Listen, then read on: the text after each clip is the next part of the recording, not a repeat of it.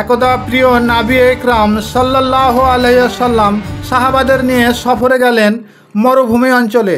প্রচণ্ড উত্তপ্ত মরুভূমি এলাকায় পানির পিপাসায় সবাই একেবারে কাতর হয়ে পড়েছে। তখন সবাই দয়ারে নবী মুহাম্মদুর রাসূলুল্লাহ সাল্লাল্লাহু আলাইহি ওয়াসাল্লামকে জানালেন, আমরা সবাই একেবারে তৃষ্ণায় কাতর হয়ে পড়েছি এবং যানবাহন, উট, ঘোড়া সবগুলো হাঁপাতে লেগেছে। আমাদের পাত্রে যা পানি ছিল সব শেষ হয়ে গেছে। ইয়া রাসূল আল্লাহ, এখন পানির ব্যবস্থা না করলে এই উত্তপ্ত মরুভূমিতে আর চলা যাবে না। তখন নবী একরাম সাল্লাল্লাহু আলাইহি ওয়াসাল্লাম হযরতে আলী রাদিয়াল্লাহু তাআলা আনহু আর এক সাহাবীকে বললেন, যাও তোমরা পানির খোঁজ করে আসো। ওই উত্তপ্ত মরুভূমিতে এদিক ওদিক গিয়ে পানির কোনো পাত্তা পাওয়া যাচ্ছে না। বলতেই ছিলেন, সামনেই চোখে পড়লো এক বুড়িমা উটের পিঠে 2টি মশকে পানি নিয়ে আসছে। যাক, এইবারে পানির সন্ধান পাওয়া যাবে। কিন্তু বুড়িমাকে জিজ্ঞাসা করার পরে একেবারে হতাশ। বুড়িমা বলল, বহু দূর, একদিনের রাস্তা। গতকালকে আমি এমনি সময় উটের পিঠে চড়েছি, আর আজকে শেষ পর্যন্ত এই মাত্র পৌঁছেছি বাবা, অনেক দূর।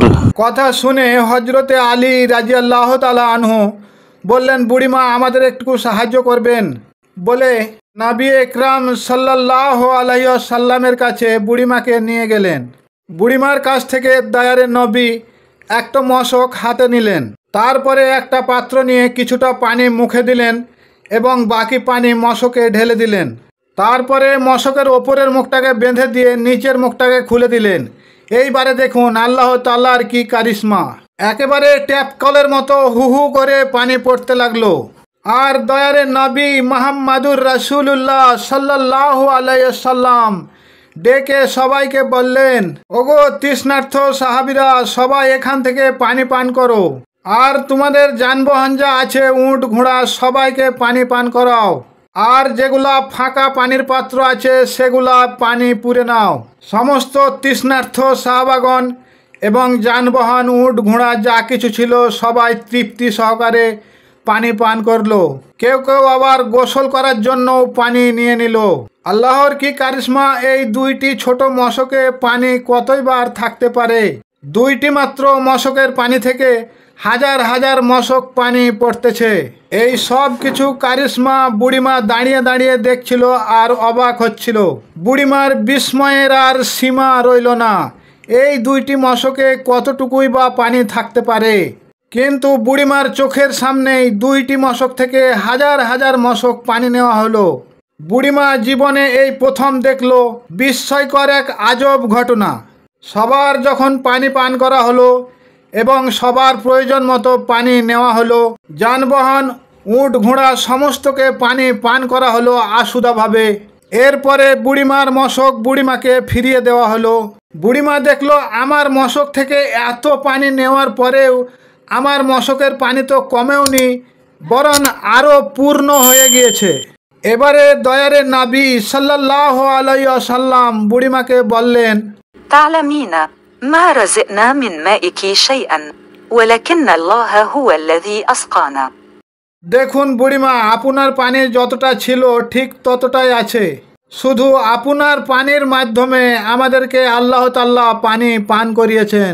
বলেই দয়ারের নবী সাহাবাদেরকে বললেন, একটি কাপড় বিছাও এবং যে যা পারো বুড়িমার জন্য হাদিয়া দাও। বলার সঙ্গে সঙ্গে কথা মতো বুড়িমাকে যে যা পারলো, খেজুর, আটা, জব, যে যা পারলো বুড়িমাকে হাদিয়া স্বরূপ দিয়ে দিল। বুড়িমা এতে মহা খুশি। আমার পানিও কমলো না, অথচ পেয়ে গেলাম এতগুলো খাবার। বুড়িমা মহা আনন্দের সহিত রওনা হলেন বাড়ির দিকে। তখন বেলা প্রায় শেষের দিকে।